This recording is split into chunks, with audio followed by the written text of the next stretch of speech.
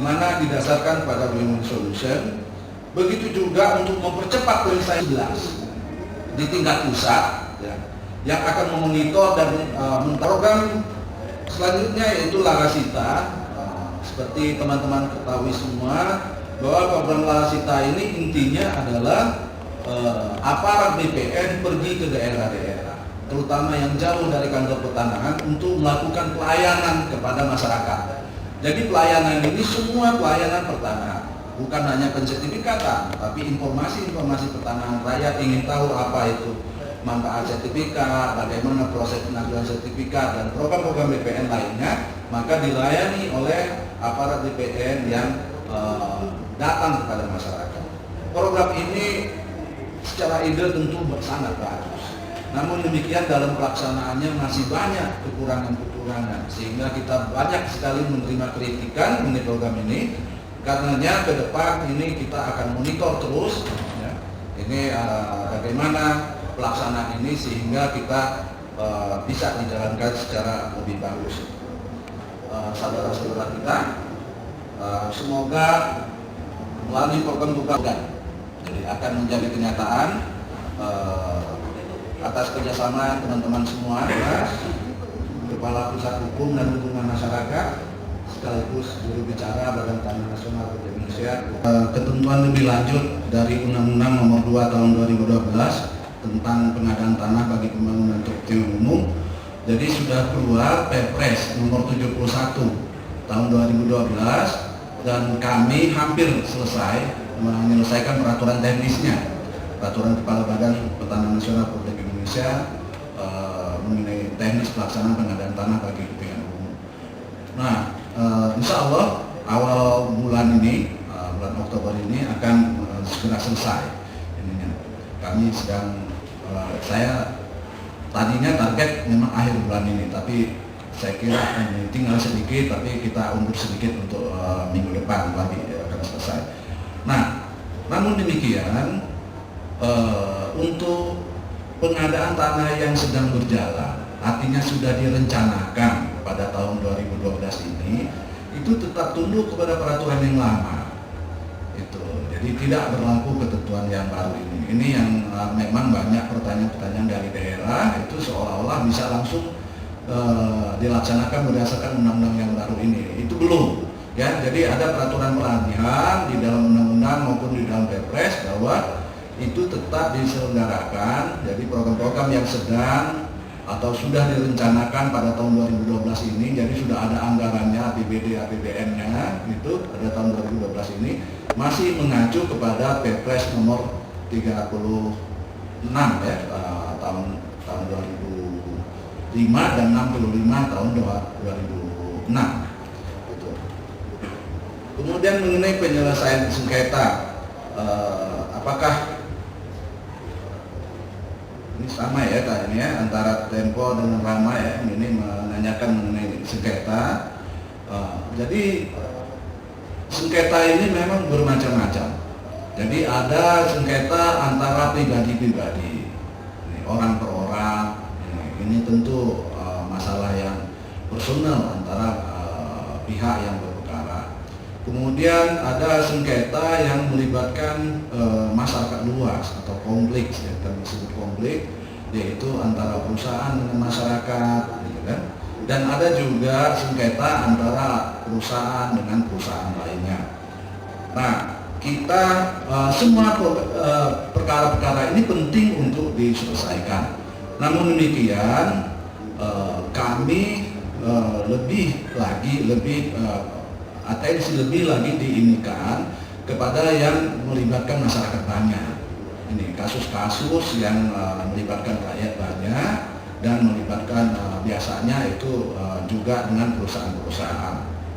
Nah, tim 11 ini itu diinikan untuk monitor semua kasus, namun ini lebih tekankan kepada kasus-kasus yang sensitif seperti ini. Kemudian mengenai win-win solution, ini pada dasarnya didasarkan kepada musyawarah.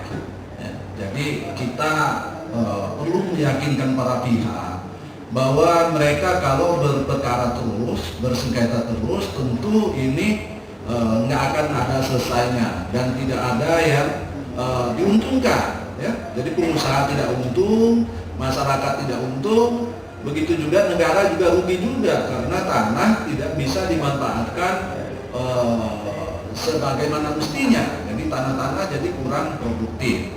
Nah, karenanya akan dicoba untuk supaya yang satu ngalah sedikit, yang satu masing-masing mengalah dan antara para pihak itu. Jadi tidak bertahan kepada tuntutannya masing-masing. Ya. Intinya ini adalah negosiasi, mediasi. Nah, BPN akan bertindak sebagai mediator di dalam kasus ini. Nah, itu yang ingin kami sampaikan. Jadi karena ini musyawarah, dasarnya bukan hanya ketentuan peraturan perundang-undangan. Ya, ini mediasi itu tidak hanya berdasarkan ketentuan yang tertulis.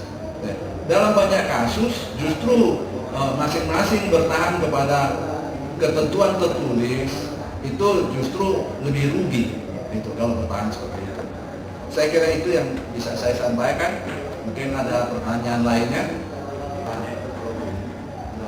Selesai pertanyaannya, apakah dengan regulasi yang baru itu sudah ada langkah konkret? Jadi tim ini sudah bekerja untuk menyelesaikan kasus-kasus yang sensitif seperti kasus Musudi, ya, kemudian kasus Sumatera Selatan, ya, itu juga ini mereka bekerja dan kalau ada pengaduan masyarakat itu juga terus mereka ini melakukan kajian-kajian dan berkoordinasi dengan instansi-instansi terkait. Jadi hasilnya tentu ini berupa rekomendasi, ya. Karena BPN tidak bisa memaksa para pihak untuk menerima apa yang menurut BPN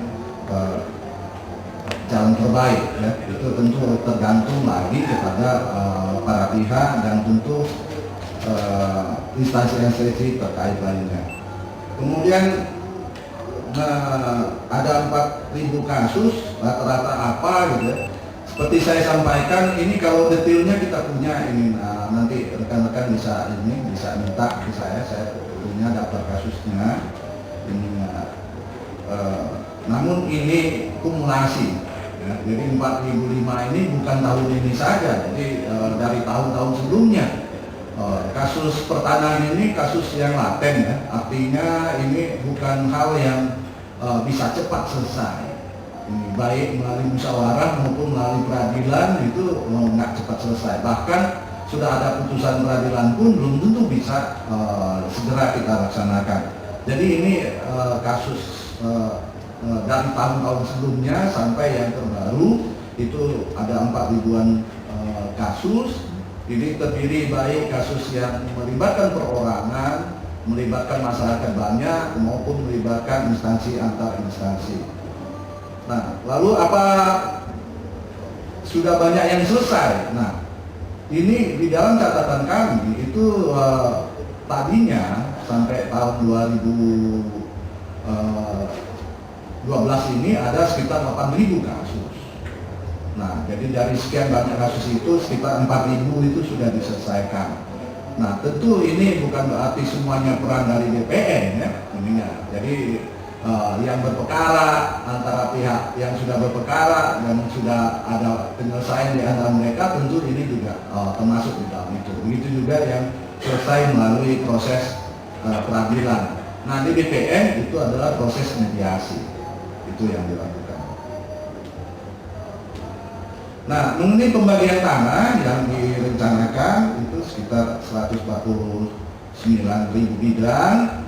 Ini sudah ada peraturannya, Mas, ya. Jadi ini di dalam peraturan nomor 11 gitu ya, tahun 2010 tentang peraturan pemerintah nomor 11 tahun 2000 tentang penertiban pendaya gunaan tanah terlantar. Kemudian ada peraturan kepala badan nomor 4 tentang cara penertiban tanah terlantar. Itu sudah diatur ininya. Siapa saja yang berwenang menerima redistribusi tanah ini. Jadi insya Allah tidak akan salah sasaran. mengenai tol ininya Trans Jawa ya ininya. Nah, Trans Jawa ini dilaksanakan sebelum Undang-Undang Nomor 2 Tahun 2012 disahkan. Karenanya ini harus diselenggarakan sesuai dengan ketentuan yang lama. Ya. Nah, ketentuan yang lama ini memang masih banyak mengandung kelemahan-kelemahan. Ya. Jadi proteksi terhadap hak rakyat itu masih kurang di dalam undang-undang ini. Begitu juga batas-batas waktu penyelenggaraan ini, pengadaan tanahnya juga nggak ada batas waktunya, sehingga bisa jalan terus. Nah, ini tentu kita nggak bisa melaksanakan menerapkan undang-undang baru ini. Dengan Undang-Undang Nomor 2 Tahun 2012 sebenarnya insya Allah pengadaan tanah ke depan itu bisa lebih pasti waktunya karena dibatasi jangka waktu. Itu saya kira yang bisa saya sampaikan ya.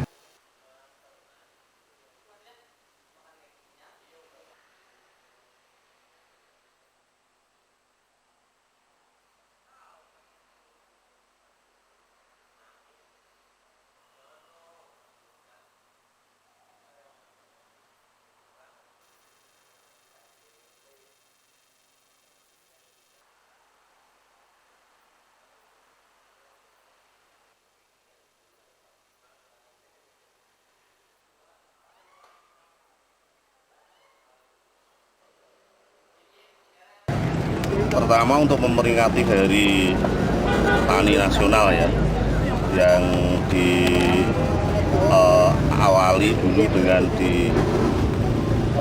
ketuknya Undang-Undang Pokok Agraria tahun 60 gitu kan, sehingga ini tahun ke-52 setelah Undang-Undang Pokok Agraria itu diberlakukan. Tentu dalam peringatan ini kami juga ingin memperingatkan lagi, gitu kan. Peringatan ini sekaligus untuk memperingatkan pemerintah bahwa undang-undang itu sampai saat ini tidak dijalankan dengan baik. Karena apa? Karena untuk contohnya di daerah kami Banyumas Cilacap aja ada sekitar 20.000 kepala keluarga yang ketika makan itu harus berkonflik, Mas, harus berkelahi dengan mandor-mandor perkebunan. Padahal itu adalah tanah mereka. Dulu itu adalah tanah mereka, tanah nenek moyang mereka. Jadi di daerah kami itu pengusiran warga dari lahan yang sekarang kami tuntut ini terjadi dalam 3 gelombang. Pertama, nasionalisasi perusahaan asing, muncul peristiwa DITI, muncul lagi peristiwa PKI. Warga itu sebenarnya nggak ngerti apa-apa, tapi setiap kali ini dituduh DITI, dituduh BTI, nasionalisasi perusahaan asing, dituduh memukimi atau mengelola lahan perusahaan asing yang dinasionalisasi, yang kemudian dikelola oleh Angkatan Darat ya, project officer-nya nasionalisasi perusahaan asing waktu itu. Nah, sekarang seiring dengan tahun 98 dulu, itu di daerah kami ini muncul gerakan dari berbagai desa, dari berbagai kecamatan di 2 kabupaten ini untuk menuntut lagi tanah yang dulu menjadi milik nenek moyang kami untuk kembali kami kelola. Tuntutannya itu ya? Iya. Ini gabungan dari mana aja? Jadi di daerah Kalau lain? ini dari Cilacap Banyumas. Kalau yang demo hari ini dari seluruh Indonesia, terutama Jawa sama Lampung. Gimana? Selain itu tuntutannya apa? Ya, pemerintah harus konsisten dan serius melakukan reforma agraria, melaksanakan reforma agraria. Toh itu udah jadi jargon presiden, gitu kan? Jadi kenapa nggak segera dilaksanakan? Kenapa cuman beberapa titik konflik aja yang diselesaikan? Itu pun ada residunya, ada masalah-masalah yang tertinggal itu. Padahal kan ada berapa titik konflik? Kata DPR RI ada 187 titik konflik yang sekarang ini numpuk di meja DPR RI. Dan di daerah kami aja ada 17 titik konflik, itu baru 1 yang diselesaikan di Cipari. Mau butuh berapa ratus tahun kalau cara penyelesaiannya dengan cara lambat seperti ini. Kami ini nggak menuntut apa-apa, menuntut tanah yang dulu menjadi nenek moyang kami. Mengembalikan tanah itu ke warga yang memang itu keturunan dari para pemilik, para pengelola lahan pada itu udah kami dikelola oleh nenek moyang kami sebelum pra kemerdekaan. Yang kami dalam bahasa Jawa itu disebut tanah trukah ya Mas ya.